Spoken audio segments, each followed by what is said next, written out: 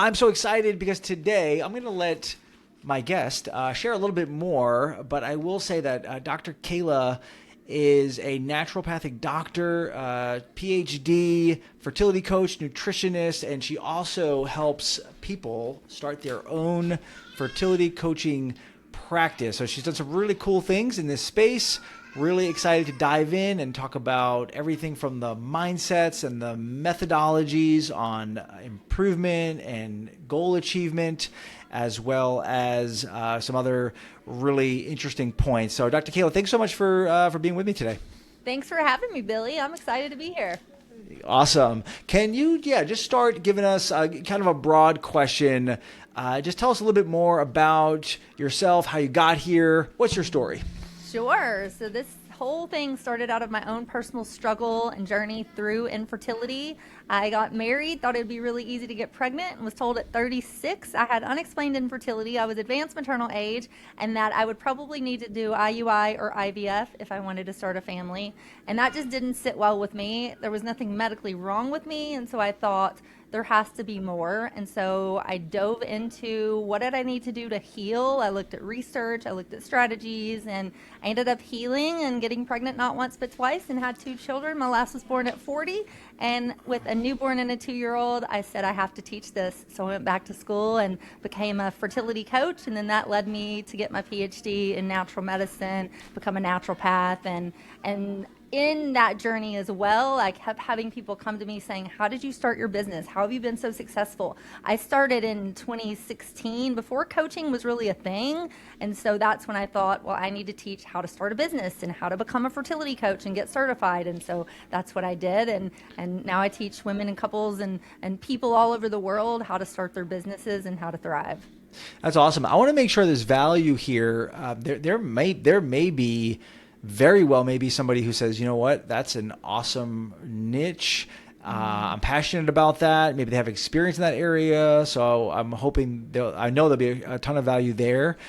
But even if not, you're listening and you glean from Dr. Kayla's story about how she took something that was difficult, turned it into a way to help other people and creating a great business out of it. I think there's going to be a ton of value there. I'm just curious, maybe a little bit off topic, but what were if this is a fair question, what were one or two of the things that were most, I guess, not interesting, but the most helpful for you in actually overcoming the infertility, just the practical side, maybe something that you didn't know before, something that helped you. I know there's a PhD behind this, but if there's a couple of quick things. Definitely. Well, I started as a personal trainer, and I was taught that being healthy meant being very skinny, having very low body fat, not eating enough, and working out too much. And so that was one of my big issues was I was just incredibly thin and thought that was healthy, and it wasn't what I needed for fertility. So that was the first piece of it. I also had undiagnosed hypothalamic amenorrhea, meaning I lost my cycle, and nobody ever said that to me in conventional medicine, like, hey, you need to have a period and you need to be ovulating to get pregnant. And so that was another big issue that I had to work through and heal. So that was a piece of it. And two, just my diet. I completely overhauled my diet and lifestyle. I was not eating enough fat. I was not eating enough calories. I was drinking a lot of alcohol and just burning the candle at both ends, completely overworked and underfed. And so I think all of that contributed to my infertility. Wow. Were you a personal trainer at that point, and then all the other stuff came after? Yeah. I was a personal trainer for 10 years, and then before I went through infertility. Nice. Yeah. I know you and I have talked about, because you go from not even really knowing about this to now having a great business around it. I guess, what was the span there? About 10 years, give or take? Mm-hmm. Yeah. From then to now. If you were to go back to that point, what were you thinking? Was this like, this is where I'm going? Did it kind of happen over time? Did that vision start then? Did it evolve? I'm thinking like in terms of somebody listening and their business is at a certain point, or they're just starting and they're like, in 10 years, I'd love to have a business like Dr. Kayla where I'm helping all these people How did you go about that from like a mindset standpoint? Yeah, I mean, I think and we talked about this on my podcast, but it's really stepping into that identity of who I wanted to be, not who I thought I was.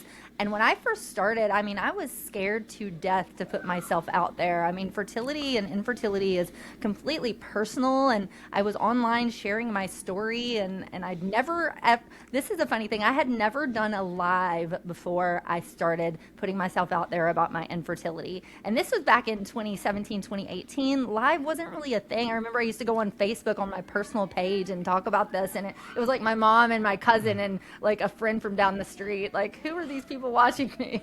But so I think that's kind of what started it, is really just having to think like, and this was another thing that somebody said to me at one point that I found very powerful. They said, it's not about you, it's who you're trying to help. So pretty much like, get out of your own way, put yourself out there, and the people that don't relate or who have something negative to say, those are not your people. And so I think it's a really big piece around stepping into the version of yourself that you know you are, versus telling yourself you can't or you won't, or I'm not enough, or I can't do this, or I don't know how to coach. Yeah. So it sounds like you thought through like who you want to become, and then you start seeing that as your future reality, and in doing so you start taking these steps that were, I'm assuming, uncomfortable for you, like doing the live videos, and then from there that just becomes kind of normal, and then just kind of keeps going like that. Do you find that now it's, maybe it's a softball question, maybe not. Do you find like now it's just easy for you? Like 100%. You have no, it's just, it's a muscle that you build, and you do it over and over and over. I remember I used to like print out what I wanted to say and like tape it to my computer screen and be like, oh my God, I hope I don't forget anything. But now the more you do it, the more you build that muscle, and you build that identity, and you build that, I am that person. You know, awesome. I always tell myself, I'm Dr. Kela, like I can do anything. And that's what awesome. You have to do. You have to push the fear aside, do it anyway, jump into that pool, and tell yourself, I am this person. That's awesome. How was the growth? Because you've seen a lot of growth. Was it a straight line? Were there a lot of like zigzags? I'm just curious, like especially with, I don't want to turn this necessarily into like a content interview, but a lot of people like they don't get like hundreds of likes, so they like stop posting. Like I know that's obviously not the way to go, but I'm just curious what you would have to say about that whole trajectory.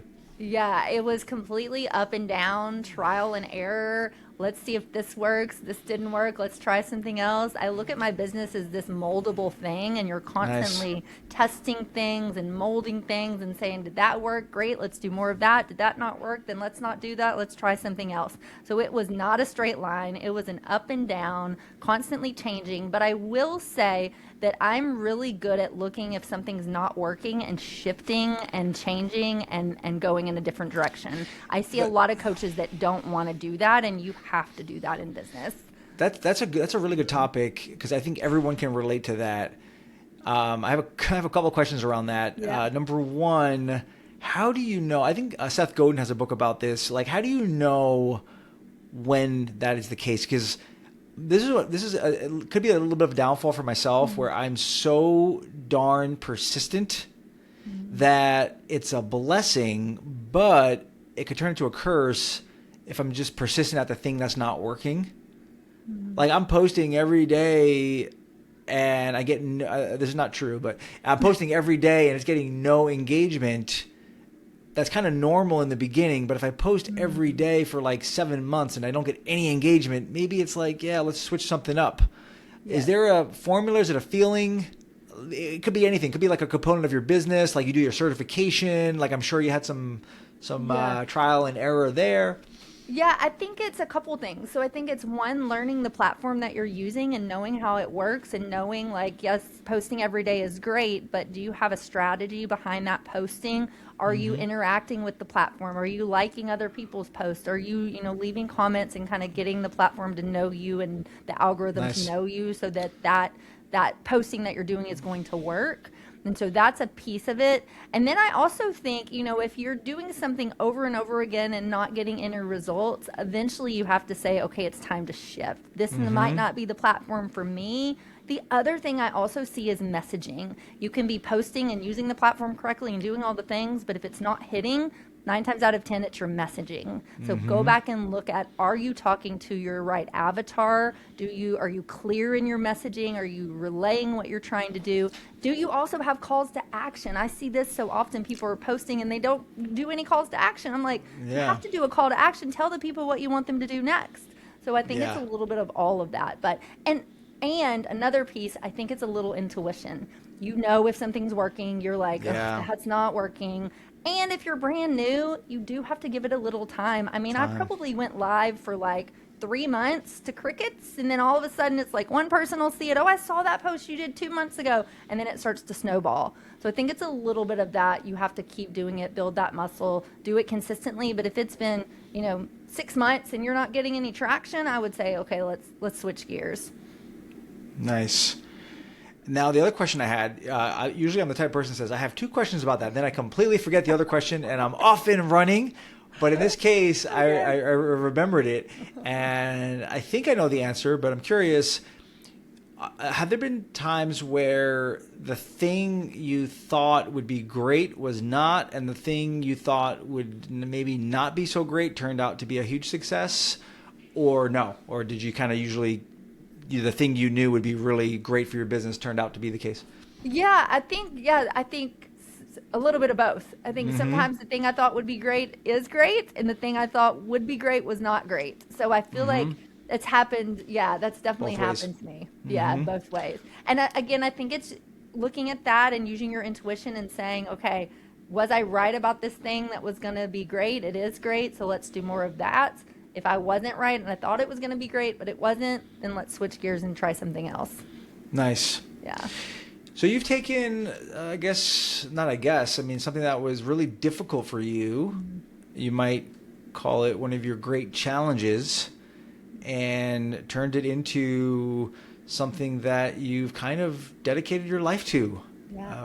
What else can you share about that with us? Because I can relate in that the day that my car was taken, it was really difficult, and never in a million years did I think that would lead to me doing so much work in that area now, even all these years later, because I know it's hard to see it when you're going through it, right?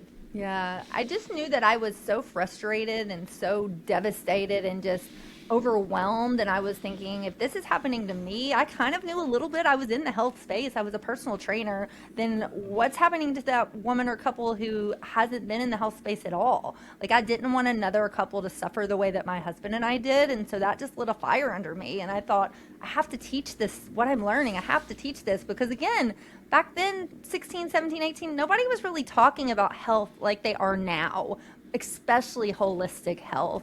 And so that lit a fire under me, and that's why I created what I created, and why I'm so passionate and fired up about working in this field even today and forever. Like, this is my calling, my life's work, and my passion. You're not building it for a massive exit? Nope.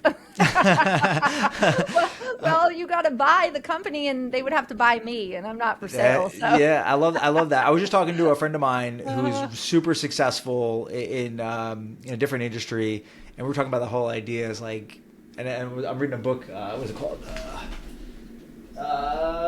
Rework. It's called Rework, and it's about the idea that. They argue. I'll just say this because I can say they said it, right? That what sense does it make to put your whole life into this thing that you're trying to sell? It's like you're building the thing that you want, right? Like, so I think just to encourage anybody who's thinking that way, it's like there's nothing wrong with that. Like, that's what I'm doing too. I love what I do. So it's not like I'm doing this now so I can get out of it. Like, I don't really have to do all the things I'm doing, but I really want to do them. But I want to give you some props. You took the thing that you went through, you saw that it might help somebody else, and you actually did it. Right? Yeah. So good on you. And now you're making a huge difference for people.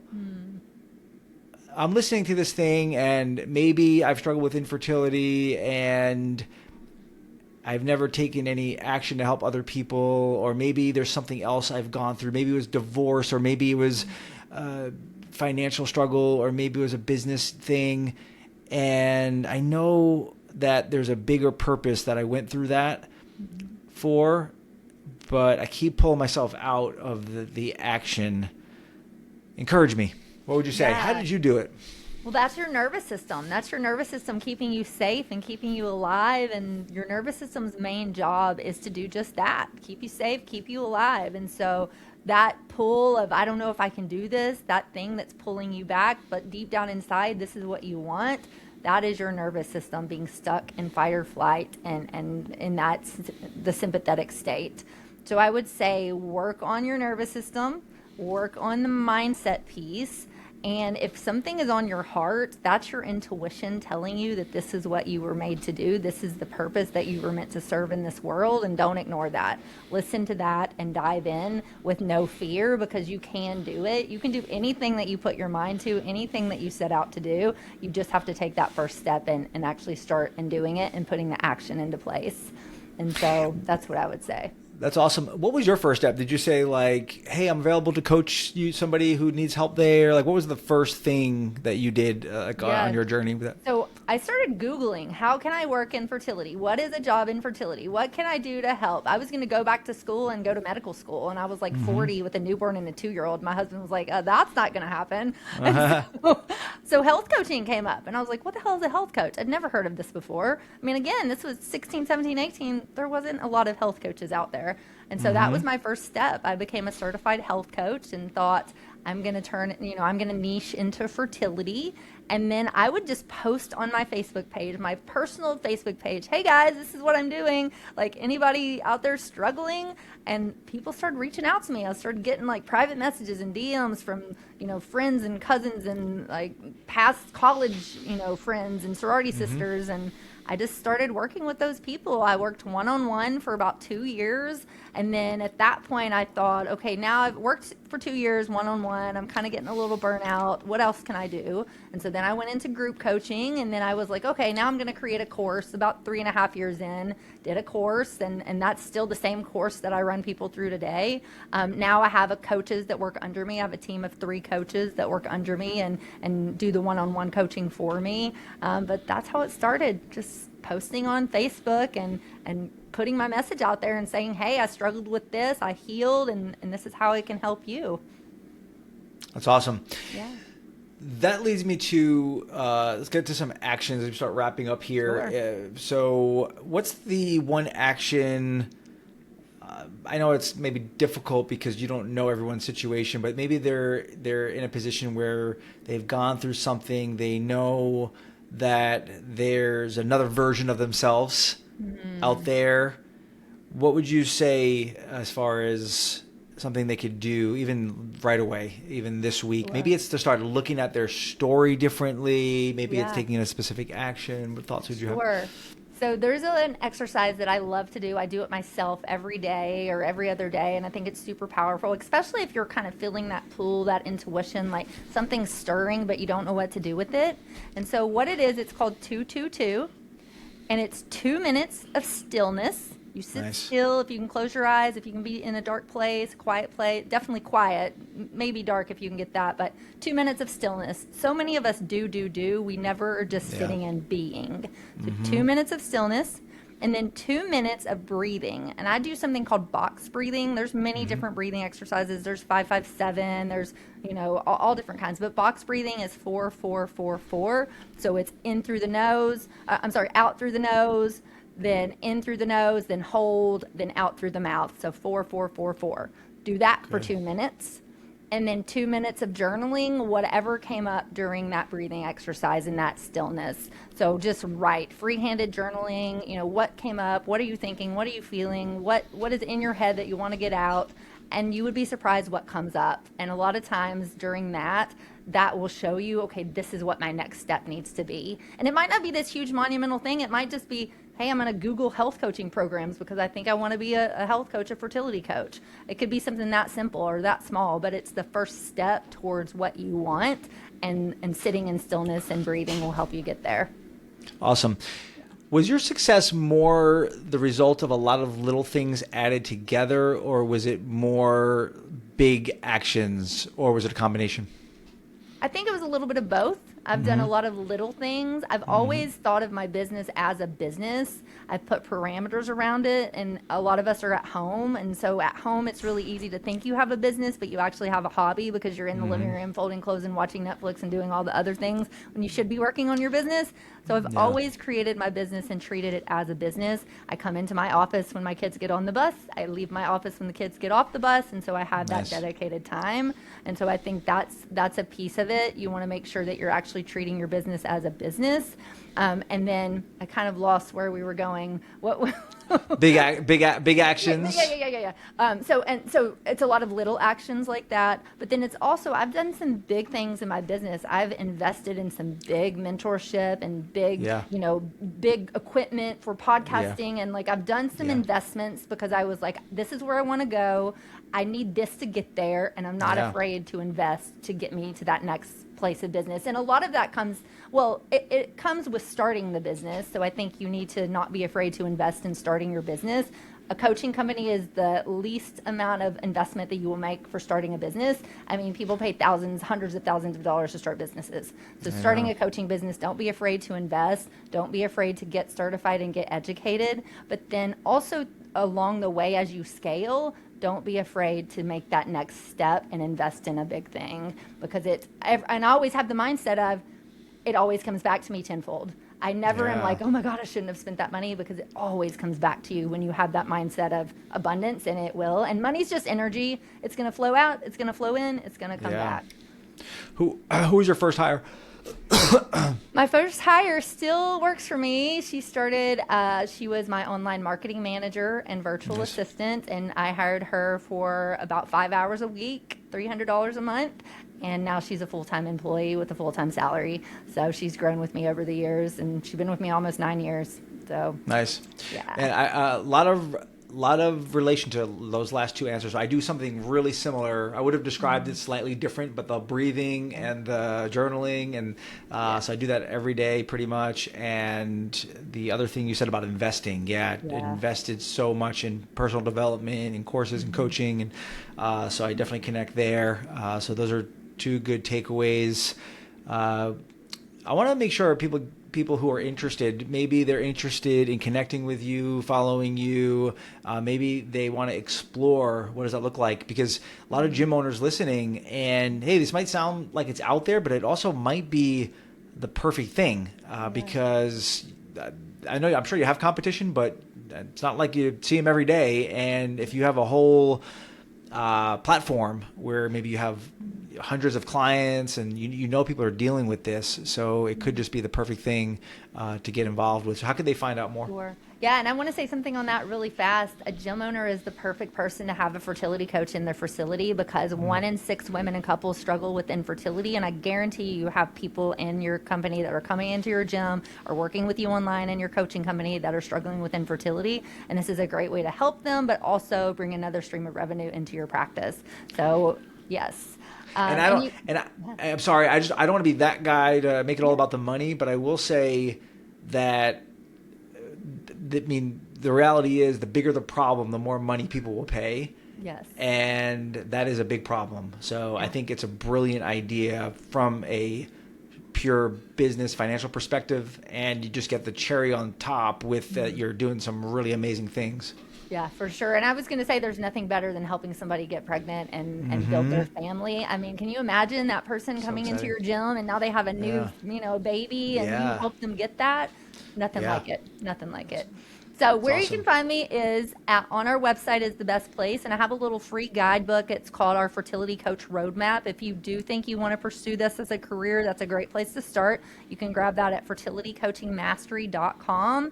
And I also have a podcast, Fertility Coaching Mastery, on every podcast app. So definitely there we do talk about fertility coaching, but also just business building in general. So for your gym owners who maybe they're not quite sure yet, that would be a great place to kind of learn some business strategies and learn more about coaching, fertility coaching. Yeah. Nice. And then I'm on, Instagram's probably my favorite social media hangout, and I'm at Kela, Kela _health coach, and at Become a Fertility Coach, both on Instagram. Awesome. Cool. Kela, do you have 2 more minutes? Sure. Okay. Rapid fire. Are you a reader?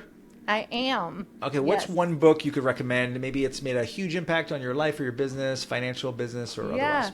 Well, the book I'm reading right now, which I love, is called Manifesting Alchemy, and it's all about manifesting your dream life. I'm big into energy and manifestation and building, seeing it before it's actually reality. And so that's a Yeah. really cool book. And it's just from The Alchemist. They don't even give their actual name. It was written by Wow. The Alchemist. All right, next Yeah. one is what's on your bucket list? Could be something you want to do, have, achieve in your Yeah. business, personal life, anything. Sure. So right now I'm creating my first live event called the Becoming Her Retreat, where I'm going to Nice. take 12 women on a luxury beach retreat all about becoming her. So that is my bucket list, to get that retreat filled and to go connect and pour into some amazing women from around the world. Nice. Last one is kind of the same question you're asking me. What's one final encouragement? It could be a mistake you made that might encourage other people. It could be a lesson or just a final words of wisdom from you. Yeah, sure. So, my final thought and words of wisdom, I would say you can do this. I don't care where you're at in your life or in your business. You have to believe in the things that you want to achieve. And that sounds super cliche, but it's so true. It starts with Hmm. that belief and that seed. That is your intuition telling you this is the person that I am meant to be and become. And I always like to think about it too. There's a version of yourself that's already out there that's doing the things that you want to do. You just haven't reached that person yet. So put that Nice. energy out there, put those actions into place, and become that version of yourself that you know that you are. Awesome. Thanks so much for sharing such great tips. Really excited about people hearing all of this. Very inspirational and just some great tips and mindsets and strategies. So thank you so much. And yeah, appreciate you. Thank you. See you soon.